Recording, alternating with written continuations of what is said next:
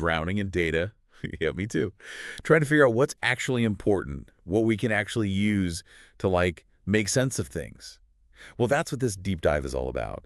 We're diving into probabilistic learning today.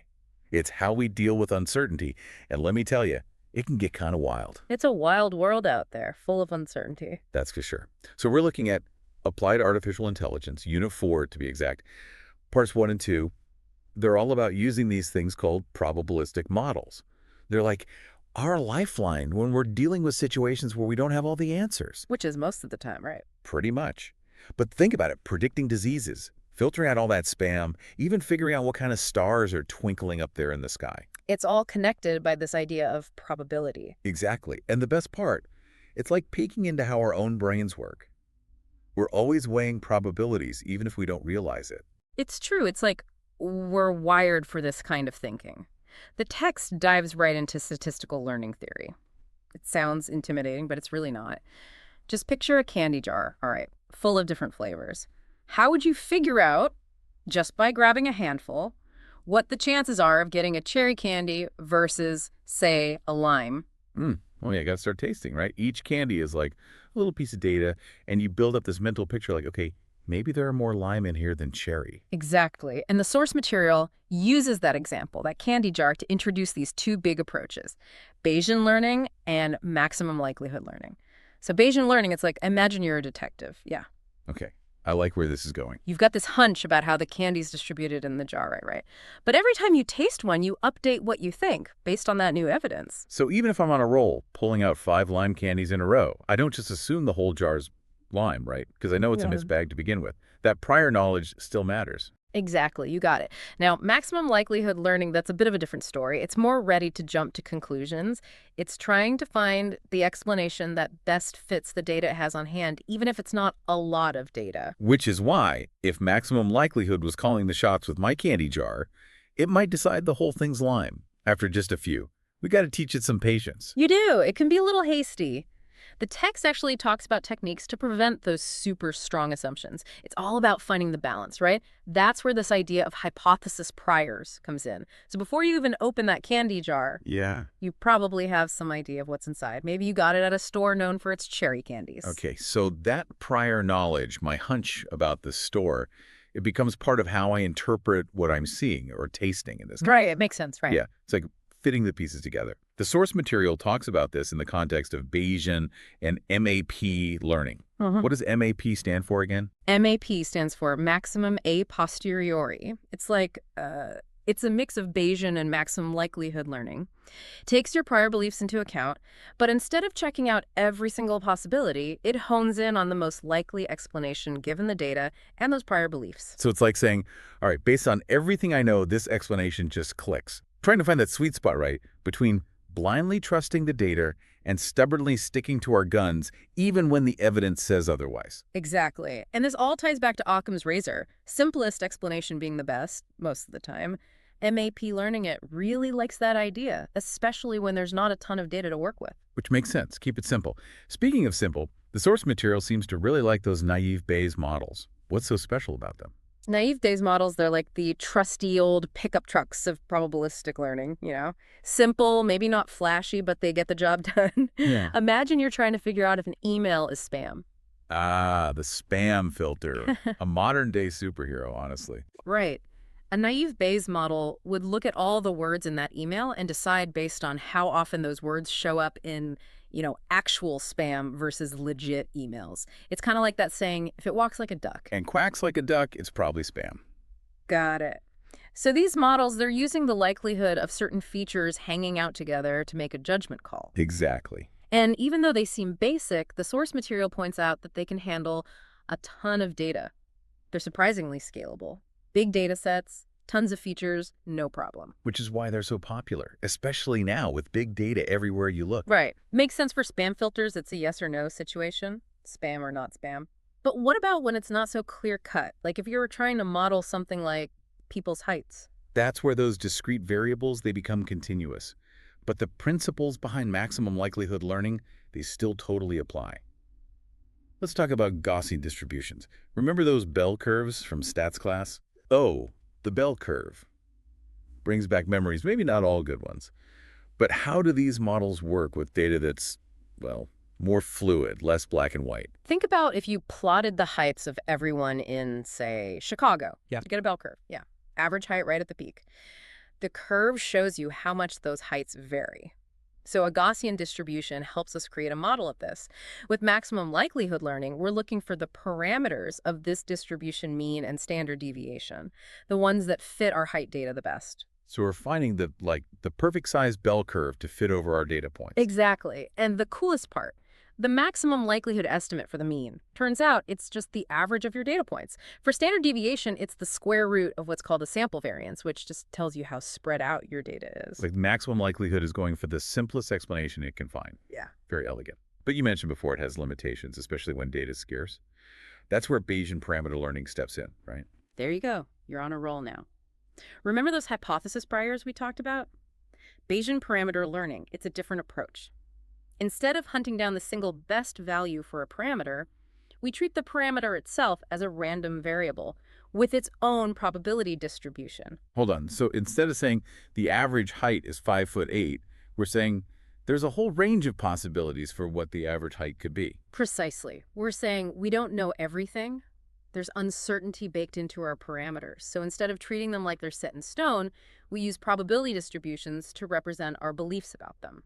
It's like saying, we're not entirely sure what the true average height is, but here's our best guess, shown by this range of possibilities. Nailed it. And as we gather more and more data, we update that probability distribution, showing how our understanding evolves. One way to do this is using something called, are you ready for it? A conjugate prior. Conjugate prior. Okay, that sounds pretty intense. I know, it sounds like something out of a sci-fi movie, but it's not that bad, I promise. Think about it like this. You have a jar, right? Where you keep all your spare change. Oh, I know that jar well. It's a black hole for loose coins at my place. Right. Relatable. Now, let's say you want to know, without counting every single coin, what portion of them are quarters.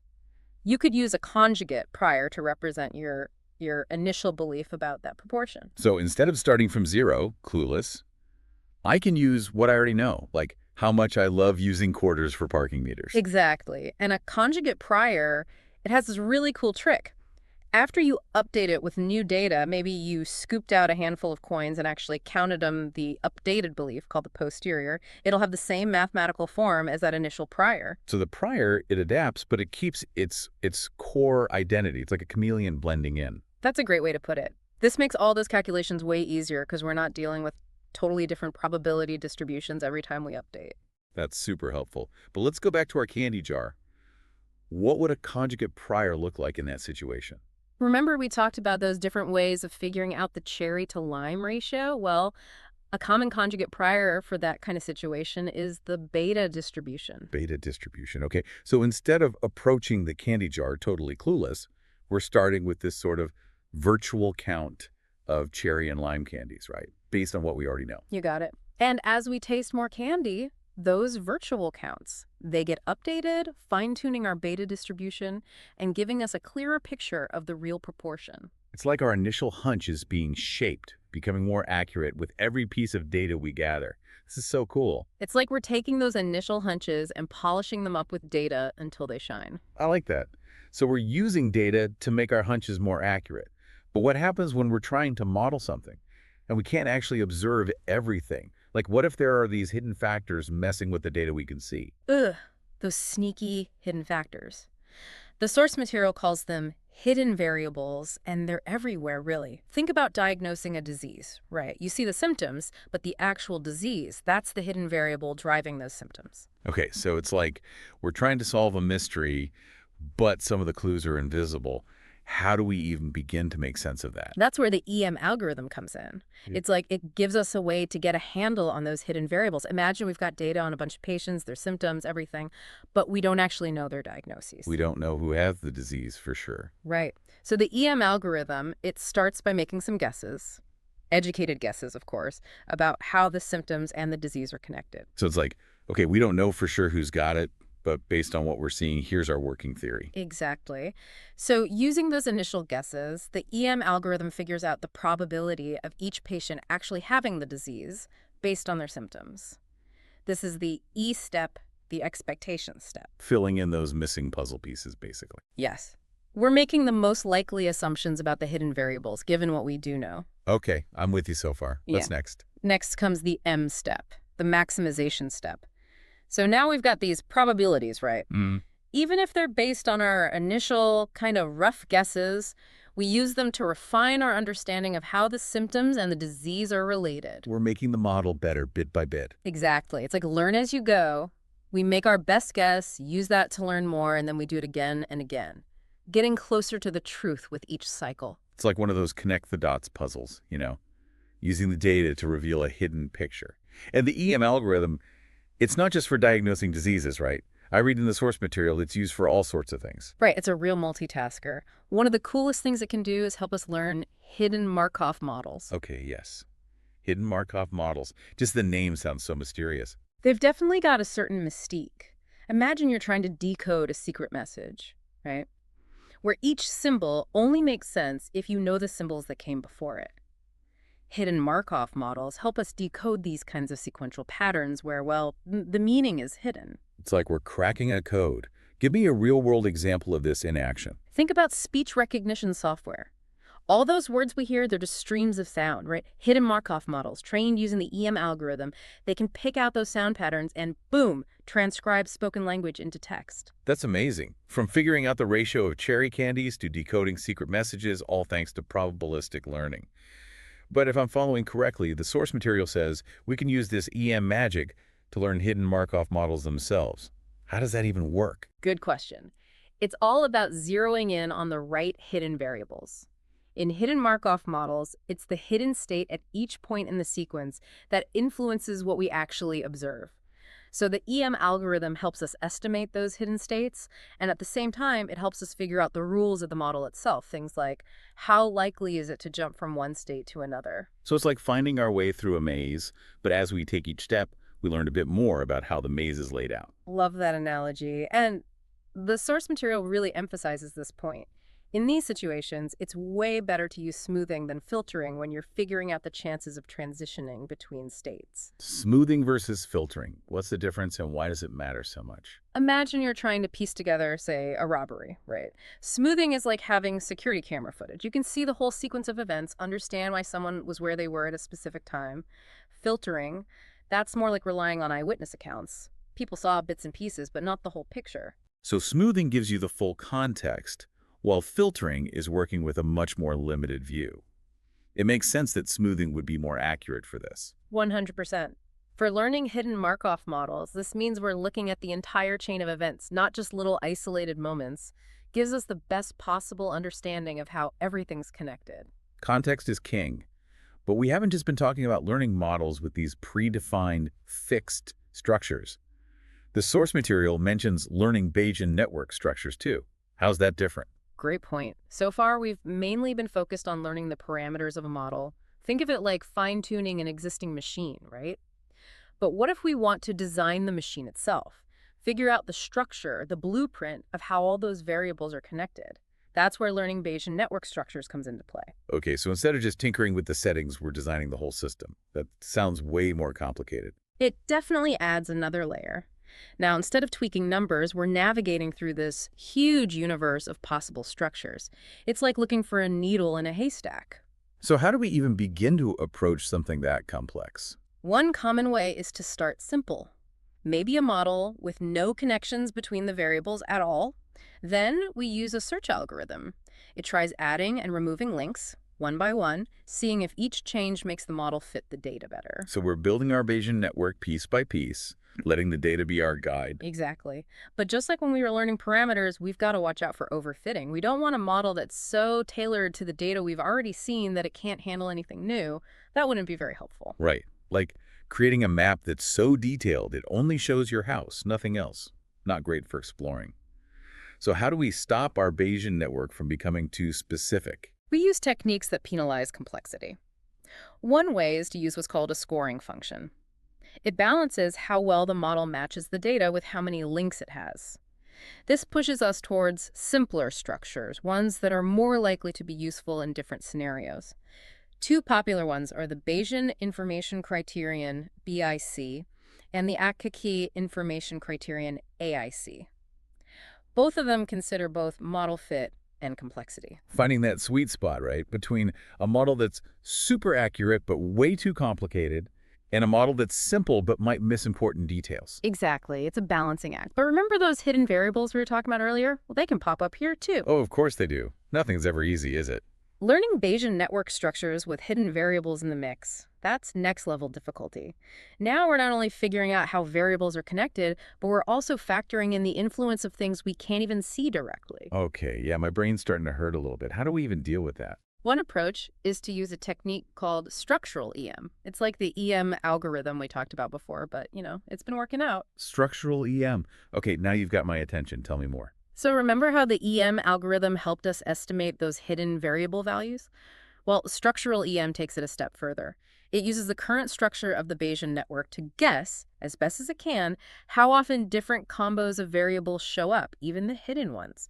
Then, it uses those estimated counts to figure out if tweaking the network structure would make it fit the data even better.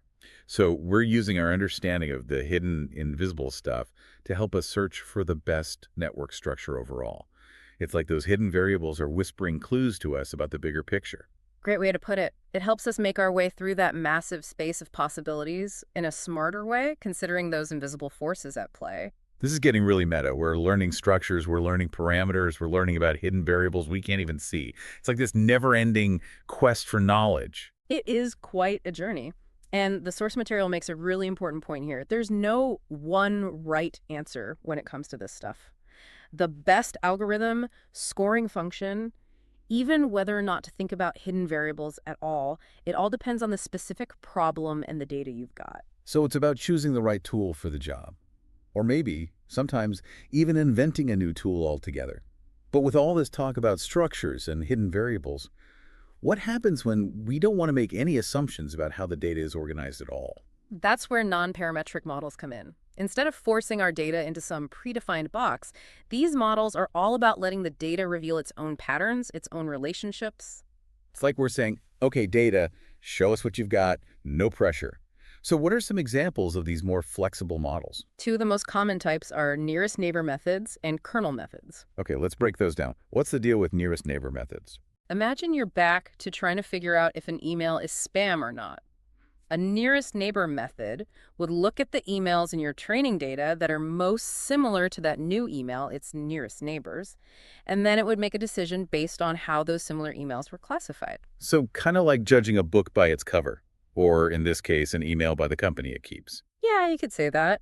It's based on the idea that similar things usually belong together. And the key here is we're not making these big, sweeping assumptions about all spam or all legit emails. We're letting the data guide us. Makes sense. What about kernel methods? What makes them different? Kernel methods, they're like the next level up in sophistication. They don't just look at the nearest neighbors, they actually consider all the data points, but they give more weight to the ones that are closer to the new data point we're trying to classify. So everyone gets a say, but those closest to the new data point have a louder voice. Exactly. We use something called a kernel function to determine how much influence each data point has. A really common one is the Gaussian kernel gives the most weight to the points nearby and less weight to the ones farther away. Like shining a spotlight on the most relevant data points, letting their features guide the decision. Pretty slick. It is pretty neat. And what's so great about these non-parametric methods is their flexibility. They can adapt to really complex patterns in the data without us having to make these potentially limiting assumptions about its underlying structure. That's really impressive. We've got all these amazing tools in our probabilistic learning toolbox. Now Bayesian networks, the EM algorithm, hidden Markov models, and now non-parametric methods. This field is clearly vast and incredibly powerful. But for our listeners who might be feeling a bit overwhelmed by all this, what are some key takeaways you want them to walk away with? You're right. We've covered a ton today. It's a lot to process, but I think the biggest takeaway here is that probabilistic learning, it gives us these incredible tools for understanding the world around us, even when things are messy, even when we don't have all the answers. Yeah, it's like instead of being scared of the unknown, we're embracing it. We're not looking for that one right answer. We're figuring out how to deal with uncertainty, how to make the best decisions we can with the information we've got. Exactly. And this isn't just some abstract math problem, this is how we operate as humans every single day. We're constantly sizing up probabilities, making predictions based on incomplete data, and changing our minds, hopefully for the better, as we learn more. Our brains are like probabilistic learning machines, and we don't even realize it. And now we're seeing how these techniques, they're being used to tackle all sorts of complex problems. For sure. And the best part, this field is constantly changing. New techniques, new applications are popping up all the time. It's super exciting. And so those who really want to dig into the nitty-gritty, Unit-4 of Applied Artificial Intelligence, that's the place to be. But before we wrap things up, I want to circle back to something you mentioned earlier, learning Bayesian network structures with those hidden variables thrown into the mix. My brain's still a little fuzzy on that one. Yeah, that's definitely one of the tougher concepts we've talked about today. Let's imagine we're trying to model, say, the relationship between someone's genes, their environment, and their chances of getting a certain disease. Ugh. We can look at their genes, right, and some environmental factors, but there's always going to be stuff we can't see, right? Hidden factors. Oh, absolutely. Things we just can't observe directly. Could be specific genetic interactions, lifestyle choices, even just random chance. Exactly. And those hidden variables, they make it so much harder to pinpoint the exact cause and effect relationships between the things we can observe, like trying to solve a puzzle where some of the pieces are, well, invisible. Perfect analogy. Ah, So how do we even begin to untangle those relationships with those invisible pieces floating around? Techniques like structural EM, they can be a big help here. They let us explore different possible network structures while still considering those hidden variables. So we're acknowledging we don't have the full picture, but we're still using the pieces we do have to make the most informed guesses we can about how it all fits together. Right. It's a process, a back and forth. You use what you know to refine your model. Then that refined model helps you learn more about the hidden variables, and you just keep going. And even if we never find every single hidden piece of the puzzle, the process itself can still teach us a lot. I couldn't agree more. It forces us to think critically about our assumptions, consider different possibilities. That alone can lead to some really valuable insights, even without having all the answers. So true. This whole deep... For me, of course, and ended up exploring this incredibly powerful field, a field that touches on everything, from medicine to, well, cracking secret codes, Bayesian networks, the EM algorithm, hidden Markov models, even those super flexible non-parametric models. It's amazing how much ground we've covered. It's been a pleasure exploring it all with you, and I hope everyone listening feels inspired to keep learning about this amazing world of probabilistic learning. I have a feeling this is just the beginning of our probabilistic learning journey. But until our next deep dive, remember to keep asking those questions, stay curious, and never stop exploring. There's a whole world of knowledge out there just waiting to be discovered.